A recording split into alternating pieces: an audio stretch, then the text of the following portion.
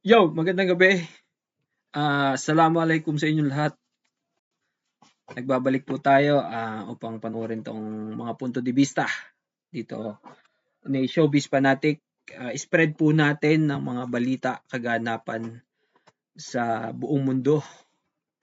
Lalong-lalo na po ito sa bansang Pilipinas. Okay po, simulan na natin to. Showbiz Fanatic, banatan mo. Tapos kasuhan ni Attorney Vic Rodriguez sa Korte Suprema nang madiskubre ang mga di umano'y bilyong pisong pondo na bigla na lang nilagay sa 2025 national budget.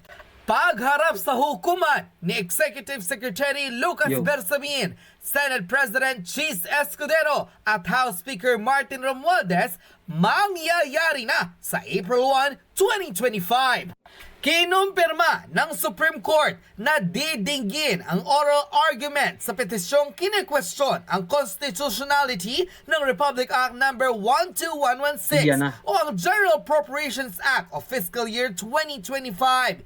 Inihain ang petisyon ng well-known lawyer na si Attorney Vic Rodriguez kasama ang Davao representative na si Isidro Ungab nang makita nila ang hindi kaaya-ayang mga blankong pahina sa nasabing appropriations bill. Pare-parehas na pinagkokomento ng korte sina Lucas Bersamin, Chis Escudero at Martin Romualdez sa pangangwestiyon na tila hindi raw naglaan ng mandatory funding ang nasabing budget sa PhilHealth. Labag din umano sa batas ang pagtaas sa mga appropriations na higit pa sa rekomendasyon ng Pangulo at naglaan ito ng pinakamataas na budget sa infrastruktura imbes sa edukasyon. May mga blanco din ang umanong bicameral committee report on the General Appropriations Bill na isa sa mga pinakasentro ng reklamo ni Attorney Vic Rodriguez. Ito po, April 1, 2025, ipapatawag sila Martin Romualdez, Bersamin Escudero ng Korte Suprema upang talakayin at bigyan sila ng kaukulang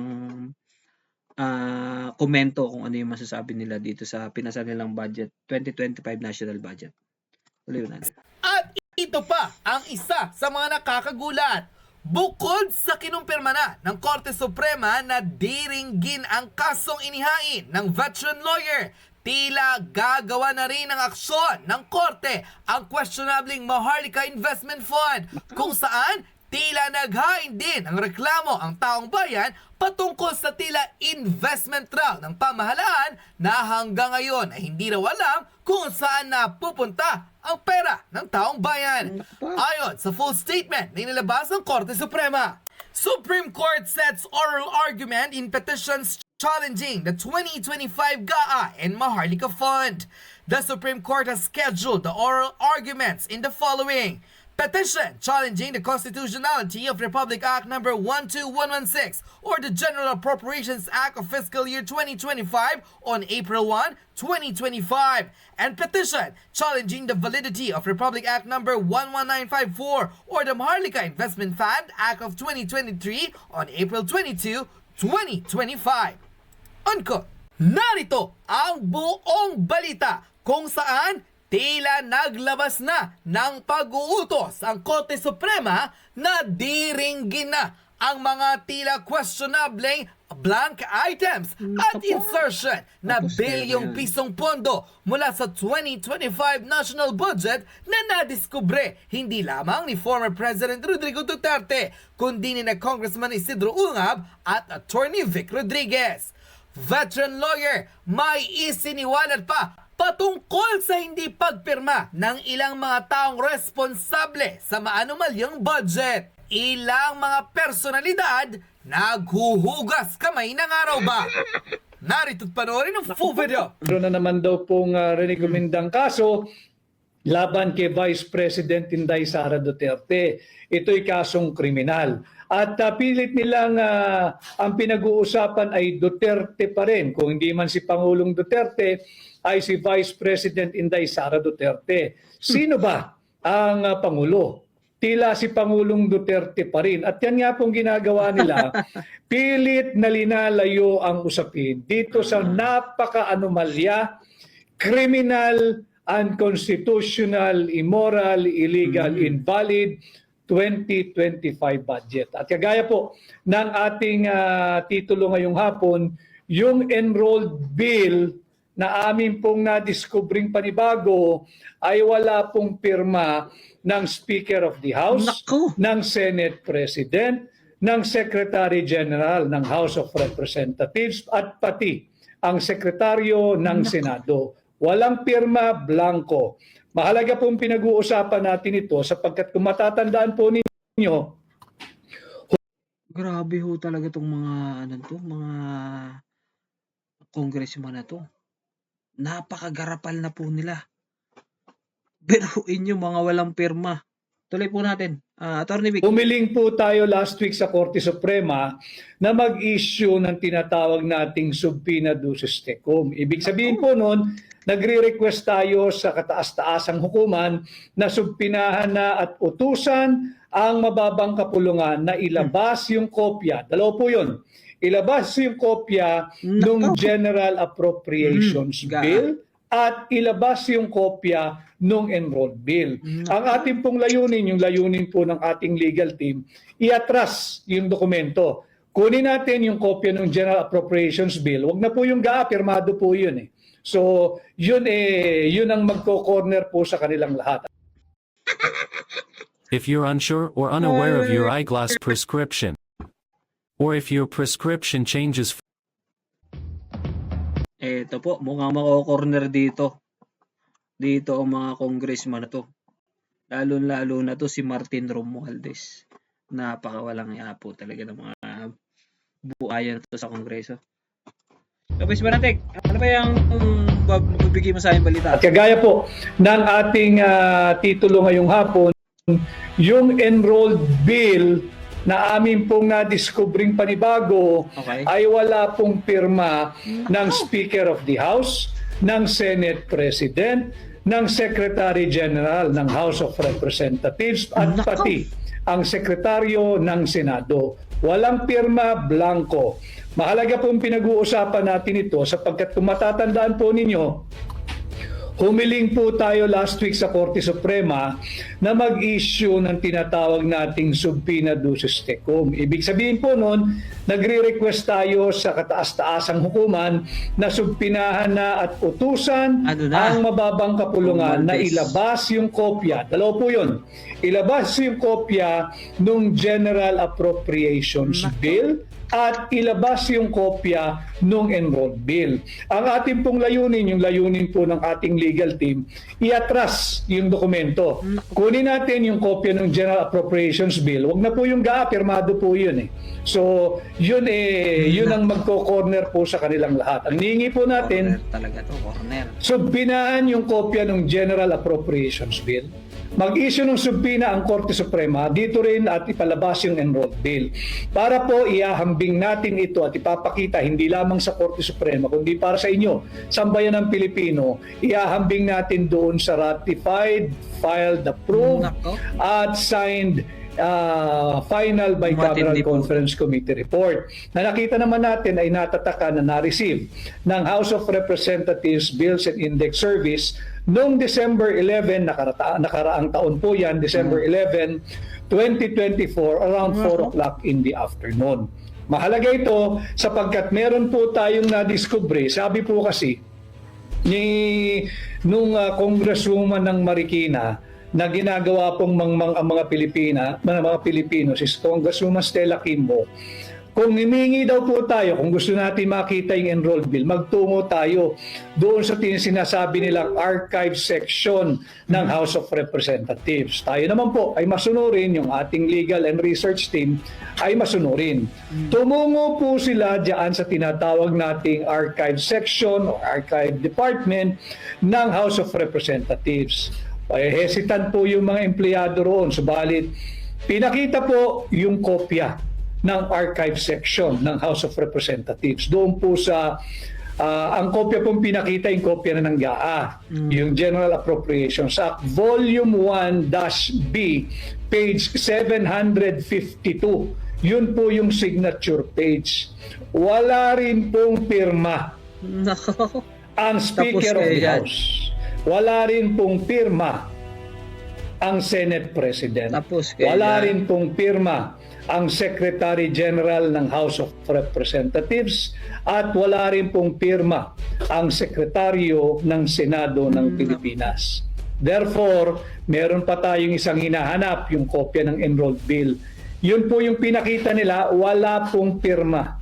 At pakikita ko kasi alam ho ninyo, ang nagsabi po kasi na magpunta sa archive section mismo si Congresswoman Stella Kimbo. Sinusunod lang natin yung kanyang payo dahil masunurin po Yari kayo dyan. ang mga membro ng Hakbang ng Maisog, di nagre-research po lahat. At yun nga po, nagpunta roon at ito po ang nakita. Ipapakita ko lamang po sa inyo. Ito po ay matatagpuan sa GAA Volume 1-B, page 752. Ito po yung nakita.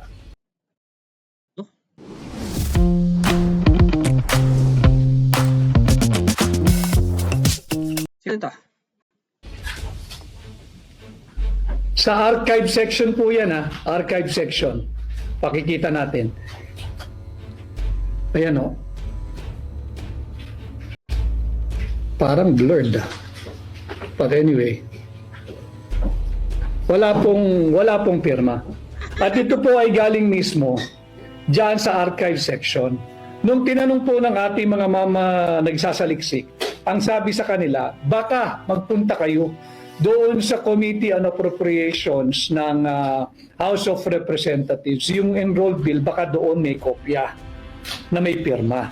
So nagtuturuan na po sila. Maiipit po sila rito. Ulitin ko, yung sinabi po ni Pangulong Duterte noong una po naming inilahad ito sa inyo mga kababayan. Ang sabi niya, mahirap mong paglaruan ang isang government transaction, ang isang government document na napakasela, napaka-importante katulad ng General Appropriations Act, katulad ng General Appropriations Bill, katulad ng Enrolled Bill, at katulad ng final, ratified, approved, and signed bicameral conference committee report. Marami po kasing kopya yan. Ano po yung kahalagahan ng pinakita ko sa inyong blanco? Galing na po ito mismo sa archive section ng House of Representatives. Ano po yung kahalagahan ng archive? Yung archive po, mga kababayan, yan po yung repository o taguan ng mga original or faithful reproduction or faithful copy of a document. Nang sa ganon, pag kinakailangan, kagaya ng ginagawa po natin, meron ng live case o may isang kaso sa Korte Suprema, humihingi tayo na makapag-issue ng subpoena, meron po talagang lagakan o taguan ng mga mahalagang dokumento. Kagaya nga nitong hinahanap nating enrolled bill, tinatawag nating GAB at yung GAA. Nakita po natin, ulitin ko, yung kopya po ng larawan na ating nakuha ay yung Volume 1-B, page 700.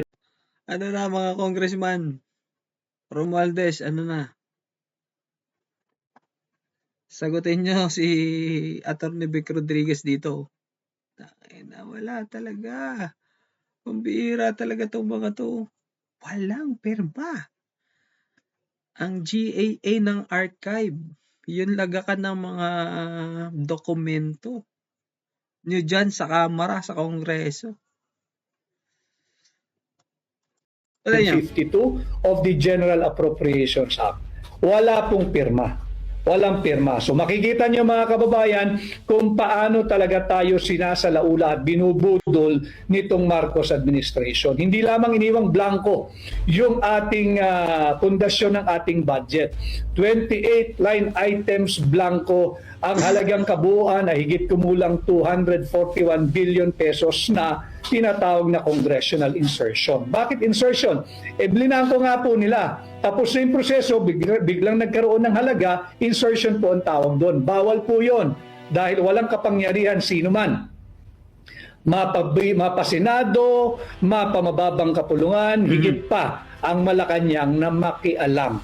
pagtapos na ang proseso ng pagpasa ng ating taunang budget. At nakikiusap nga ang ating mga abogado sa ating Korte Suprema na mag-issue po kayo ng subpina, ilabas ang kopya ng enrolled bill, ilabas ang kopya ng General Appropriations Bill nang sa ganoon ay mapadali ang pagpapakita ng ebidensya na illegal, immoral, unlawful, criminal at unconstitutional ang 2025 budget ng administrasyon ni Bongbong Marcos. Pakita ko lamang po sa inyo. Ito po yung itsura ng Volume 1B. Volume 1B, no? Yan. Doon po sa page 752 na sinasabi ko, ito naman po ang makikita ninyo. Wala pong pirma.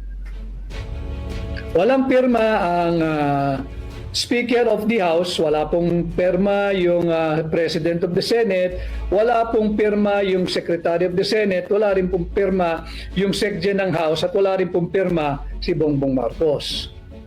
Pinapakita po natin ito dahil nga dito sa ating pakikipag-ugnayan sa inyo, tunay at tapat na impormasyon ng ating binabahagi, pinipilit nating pasimplihin ang napakaraming importante at mahalagang usaping panlipunan na dapat po maintindihan. Nakita na tayo dito mismo sa archive section ng House of Representatives. Hindi po nila pwede ng maaring gumawa sila ng milagro, pero meron na po tayong nakuhang picture, may oras at may tao na nakausap doon, kinuha yung pangalan.